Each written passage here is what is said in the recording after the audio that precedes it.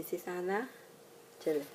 Jeremiah, lesson 10, from Tuesday. The fall of Jerusalem. There are the weeping for Tammuz, and then the unhappy reign of King Zedekiah, and the fall of Jerusalem. I just read on last part. The second part, how fascinating that this pagan commander understood the situation so much better than did Jeremiah's own people. Obviously, the Babylonians knew something about Jeremiah and his work, and they were treating him differently from the way they did the others, such as Zedekiah. See Jeremiah 30, 11 and 12. Just why this pagan leader attributed the demise of Jerusalem to the Lord as a punishment for the sins of the people rather than to the superiority of his own gods over Judas. The text doesn't say. Whatever the reason, it is a startling testimony to how even amid such unnecessary calamity, the Lord had revealed something about himself to the pagans. What choice would Jeremiah make? Go with the captives to Babylon, or stay behind with those remaining? Neither prospect would be particularly appealing considering the circumstances for them all. Certainly, though, the spiritual needs of both groups would have been great, and Jeremiah could minister wherever he went. Jeremiah decided to stay among the group that remained behind in the land with the poor people who no doubt were going to need all the encouragement and help that they could get. See Jeremiah 46 and 7. How can you learn to minister to others regardless of the situation you are in? Why is it important even for yourself that you minister in whatever way you can? Wednesday, all your heart. You will seek me and find me when you seek me with all your heart. Jeremiah 29:13. What has been your own experience with the promise? What does with all your heart mean?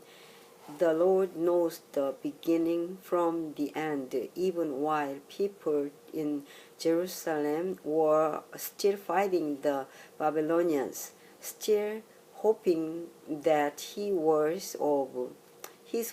words of the false prophets were true. The Lord was using Jeremiah to speak to the future, to speak to those who were already in Babylon, and to those who would eventually be there. And what words he spoke. Read Jeremiah 29, 1 through 14. How are the love and mercy of God revealed in these texts?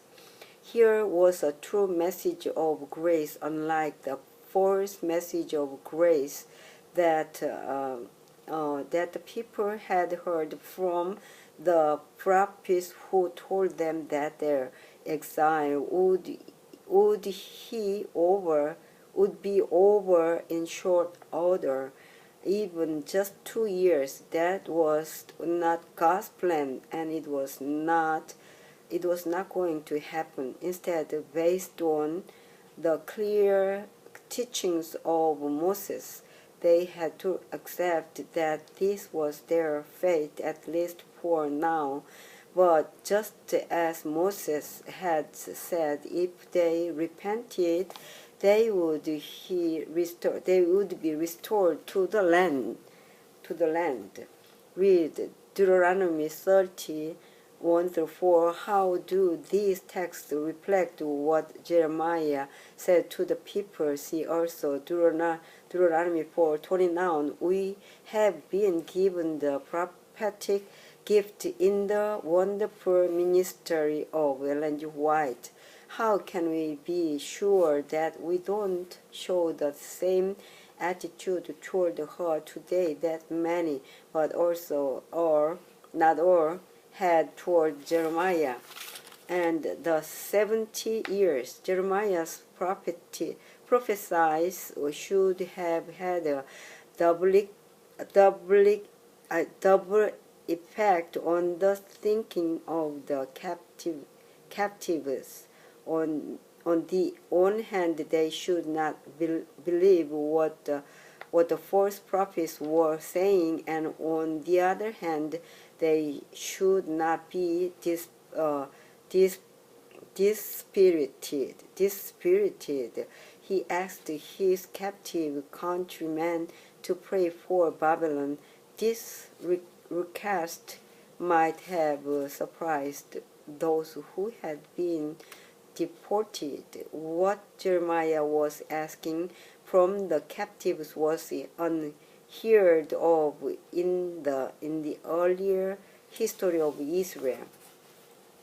It had been absolutely unknown to pray for an enemy who had done what the Babylonians had done to them. God's chosen nation, the prophet, broke all their understandings regarding the temple and Jerusalem. They could pray in a pagan country, and the everlasting God would listen to them. Notice too what Jeremiah says in Jeremiah 29:7, that the prosperity of their host nation will mean their prosperity too, as aliens and strangers in the land. They were especially vulnerable if things went badly in the nation in general. Although history we have seen sad examples of intolerance becoming especially bad when a nation faces hard times. People look for scapegoats, those whom they can blame, and minorities or aliens often become easy targets. It is an unfortunate reality. What wonderful hope is given to the exiles in Jeremiah 29:10. See also Jeremiah 25:11, 12, 12, 11 and 12, 2 Chronicles 36:21, Daniel 9:2, verse 2. Everything the Lord had said would happen had happened, so they had every reason to trust that he would fulfill this prophecy as well. Jeremiah 29:10. Why 70 years would be the exact time of their exile, we don't know, though it clearly is linked to the idea of Sabbath rest for the land. See Leviticus 25:4, 26 verse 34 and 43 chapter. What's so important about this prophecy is that if they had taken in the concepts of faith and submission, it would have given the captives great hope and assurance of the Lord's complete sovereignty. Despite appearance, despite the terrible calamity that befell them, they could know that all was not lost and the Lord had not left them. They were still the covenant people, and the Lord wasn't through with them or the nations of Israel. Redemption was available there for all of those ready to meet the conditions. What prophecies give you great hope for the future? which ones strengthen your faith and help you learn to trust the Lord for whatever will come. And last one, the almost time, further study, further thought. We are in continual danger of getting above the simplicity of the gospel. There is an intense desire on the part of many to stutter the world with something original that shall lift the people into a state of spiritual ecstasy and change the present order of experience. There is certainly great need of a change in the present order of experience. For the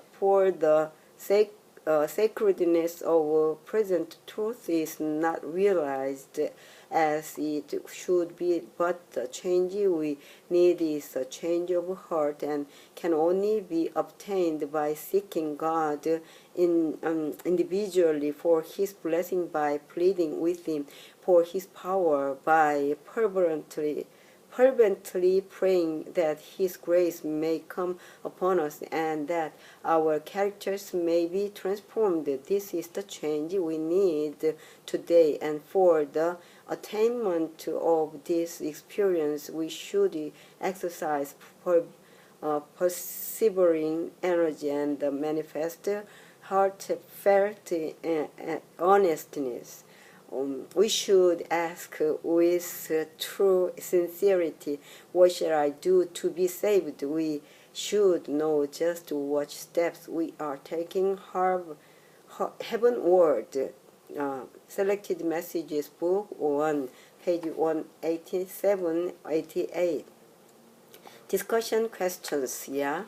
1. As we saw, Jeremiah told the people to seek the Lord. How do we that? What if someone were to say to you, I want to know God for myself, how do I find Him? How would you reply? Yes. 2. Dwell more on the idea of why historically the prophets had been so mistreated and misunderstood in their own time. What should and could this teach us about how we relate to the ministry of Ellen G. White? Think about her in the context of what Jesus said here, or to you, teachers of the law and Pharisees, you hypocrites, you build tombs for the prophets and decorate the graves of the righteous, and you say, if we had lived in the days of our ancestors, we would not have taken part with them in shedding the blood of the prophets. So you testify against yourselves that you are the descendants of those who murdered the prophets. So Matthew 23, 29 through 31. Almost time, so that's why I hurriedly to read. 3. Dwell more on the final question at the end of Thursday's study. Many Bible prophecies have been fulfilled in the past, and from our perspective today, we can see that they were fulfilled. In what way can these fulfillments help us to trust that the ones yet future to us with the fulfilled as well? Yeah, almost time, 15 minutes. So I just separated one lesson to, video clips. So you just understand me. Let's go. It's easy to just read and go to YouTube because I'm a YouTube channel manager. So it is so easy to me.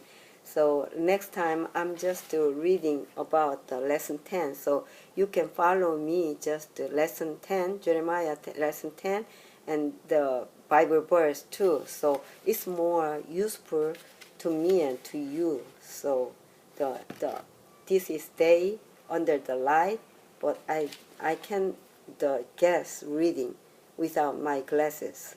So because my glass just light